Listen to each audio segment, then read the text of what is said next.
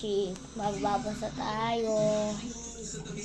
Ang po at opo ay inyong pangako.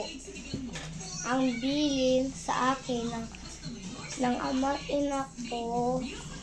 Maging magalang, mamumupo ako kapag kinakausap ng matatandang tao sa lahat ng oras, sa lahat ng dako, kung ang kausap ko'y matanda sa akin na dapat igalang at dapat upuin.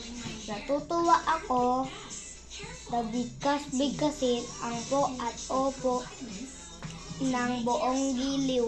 Bye-bye! Thank you for watching. Ingat! God bless. Bye-bye! Thank you sa lahat ng support, mga ka-friendship. Pew!